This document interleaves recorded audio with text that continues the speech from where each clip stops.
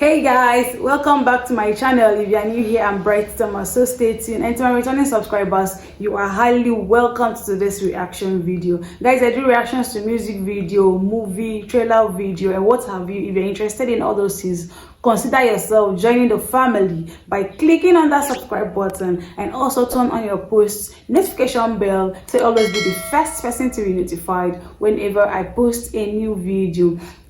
Yeah guys, in today's video I'll be reacting to something new, which is I really respect Germany for this. Yeah, it's actually the title of the video, so I don't really know about the content of the video. Actually, it's my first time reactions to it, so without further ado, let's go straight into the video. So please watch till the end.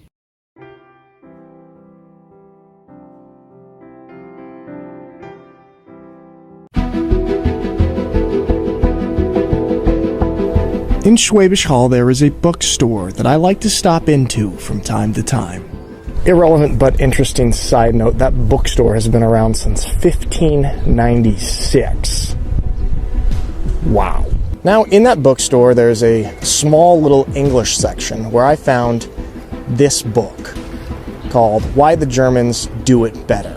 Now, I'm only like 30 pages into the book, so I can't really recommend it or not recommend it yet. I will say it is pretty interesting so far. But what has caught my eye and made me want to make this video were two sentences on the first page of the book. Now, I've got to read two paragraphs to give you context for the two sentences. And here it is. In January 2021, Germany turned 150 years old, but its people barely marked that milestone. Germany, from the time of Bismarck to that of Hitler, is synonymous with militarism, war, the Holocaust, and division. No country has caused so much harm in so little time. And yet, two nearby anniversaries tell a different history. In November 2019, millions celebrated 30 years since the Berlin Wall came down. In October 2020, 3 decades had passed since reunification. Half of modern Germany's lifespan has been a tale of horror, war, and dictatorship. The other half is a remarkable tale of atonement, stability, and maturity. No country has achieved so much good in so little time. Those two sentences at the end of each paragraph. No country has caused so much harm in so little time, and no country has achieved so much good in so little time. All right, everybody, of course, knows all the bad terrors from World War II and the Holocaust, but one thing I think a lot of people don't really know about, and I didn't really know about until I came to Germany, was how well this country does and how much effort it puts into making sure those horrible things never happen again in the future.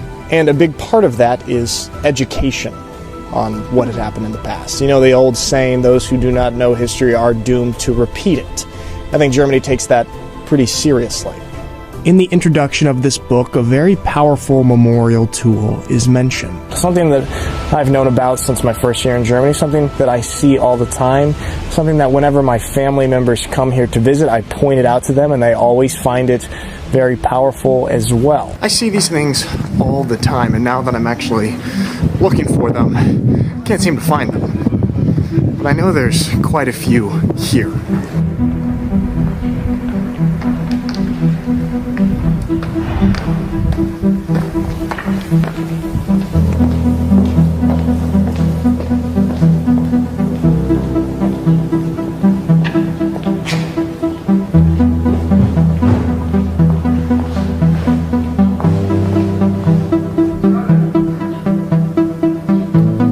Stolpersteine, or stumbling stones. Now, I'll let Rachel from DW's Meet the Germans explain. One subtle yet striking part of the memorial culture in Germany are the Stolpersteine, or stumbling stones. These small brass squares are inscribed with the names of victims of the Nazi regime and set into the pavement outside their last known address. The project was started in the 90s by German artist Gunter Demnig, and today there are more than 75,000 stumbling stones across Germany and other countries.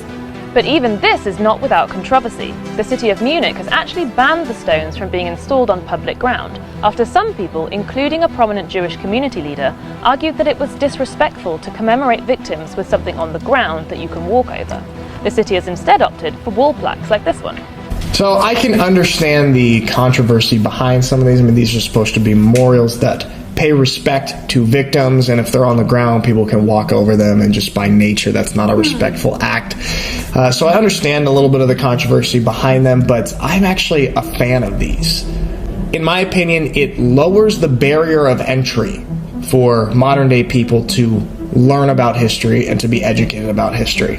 It's one thing to be interested and to go to a museum and read and see memorials and learn about it like that. But it's a whole other thing to just be going about your day-to-day life in your city and coming across these memorials that bring history right to you today. You know, you can't help but see those and think about the victims of those horrible events back in the day.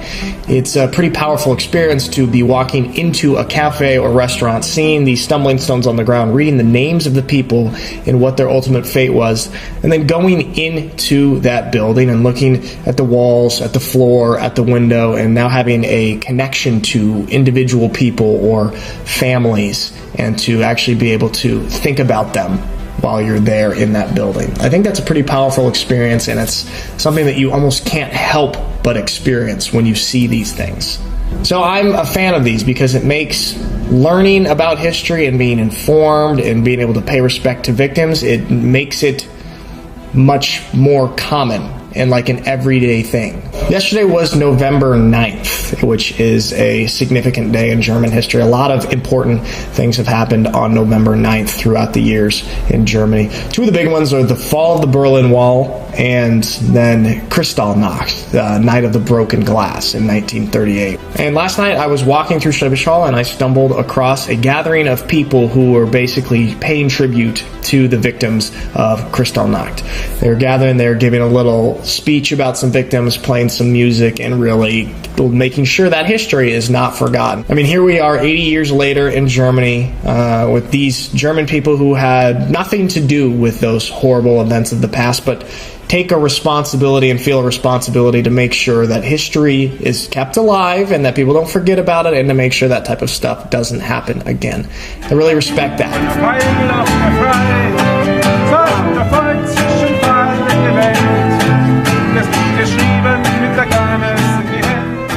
The more I learn about history, the more I realize that every single country has a dark past. But I think no country addresses their dark past as well as Germany. And I really respect its attitude and behavior on this subject. 70, 80 Jahre danach zu sagen, wir tragen daran Schuld, fände ich viel zu groß. Aber ich glaube, wir tragen eine Verantwortung, das was irgendwo verhindern, dass sowas wieder passiert. If you're a German viewer, you probably knew about these. This probably isn't anything new to you, but I remember when I first discovered these after coming to Germany from the States, I was like, wow, that's pretty cool that they do that. I think that's a really powerful memorial tool. And I've been meaning to make a video about it for a while, and I think the introduction of this book kind of sparked me to do it. So yeah, guys, that is all for today. Thank you so much for watching my videos. I hope you have a lovely day, and I will see you next time.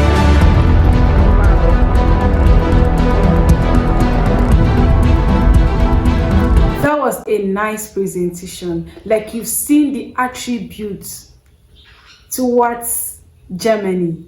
Yeah, guys, actually we need to investigate on history. We need to know about history. We need to learn about history in some certain countries. You don't need to like go into a particular country without investigating to know the core targets, the core history related to that country, so you won't break any rules and regulation. Like, it's good to study history. It's so nice, guys. Like, I love the video for that. I really respect Germany for that. Yeah, it's so nice, guys. Like, if you could remember how he listed the attributes of the country, it's so nice. Honestly speaking, it's so nice. Thank you for watching. Thank you for staying behind. Thank you for always coming back to my channel to hear what I have for you. You're watching me now, you are the best. And please, if you haven't subscribed, I'd love you to hit on that subscribe button, and also turn on your post notification bell so you'll always be the first person to be notified whenever I post a new video.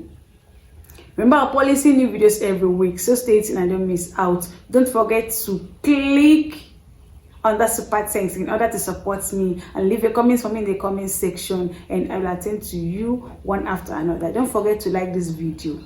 I love you. See you in my next video. Bye.